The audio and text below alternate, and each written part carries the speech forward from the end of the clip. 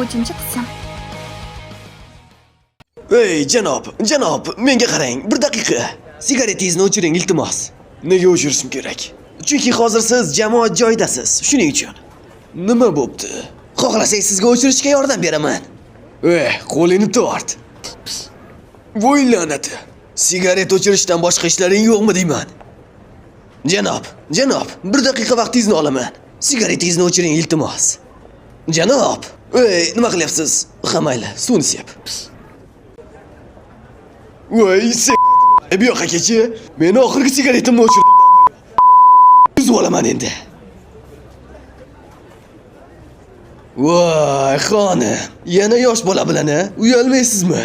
Hoy, itvachi, yo'qot kamerangni. Oyi, menga qarang, qonun tarafdorlar to'g'ri gapirishyapti. Mana qarang, ko'ryapsizmi? O'g'lingiz sizdan yaxshi bo'larkan, a? Sigaretni o'chirsa, voy,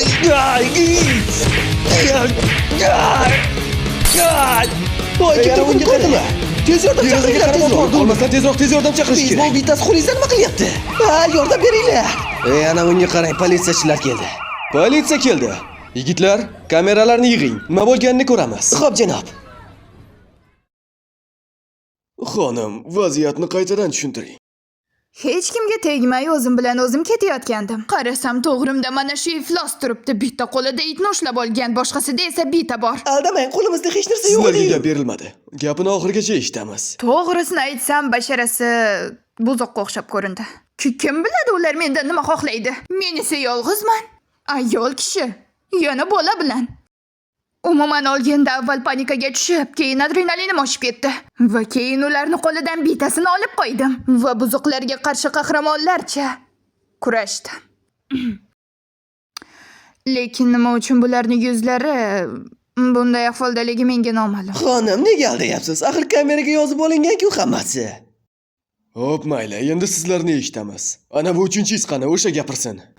U gapira olmaydi, uni jag'i singan. Balki nima bo'lganini yozib berar. Yo'q, u yozib ham bera olmaydi, uni qo'li ham singan. Yo'q, xudoyim. Mayli, unda kameradagi video yozuvni ko'ramiz. Shunday qilganingiz yaxshi. Biz ham hayronmiz, ofitser. Qanday qilib bunday befarosat ayoldan bunaqa tarbiyali bola tug'ilgan ekan? U hattoki bizni kameramizni ham yerdan olib berdi. Mana, ko'rishingiz mumkin. Boshlandi.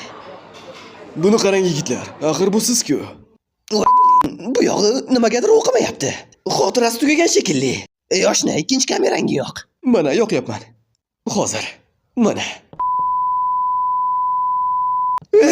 Yo'q. Voy, qanday jirkanch. Yana mushuk bilan, Bu nima qilgani yoshna? To'g'risi, bu video bu yerga qanday kelib qolganini bilmayman. Albatta. Endi meniki emas deyishga o'tdingmi? O'zi basharalaringdan kimliklaring ko'rinib turgandi. Xonim, siz ozodsiz. Uyga ketishingiz mumkin. Shunda ma'naviy kompensatsiya-chi? Ana xolos. Bu ikkita tentakni kameraga yozib olganimiz bilan zo'r ish bo'ldi-da. Rostdan ham omadimiz keldi. Voy, kimdir tez yordam chaqirsin. Mentlarni ham bu yerga chaqirish kerak. Qo'lida tayoq bor ekan, qochish kerak. Qo'liga qayerdan kelib qoldi? Bu ikkinchi kamerami deyman?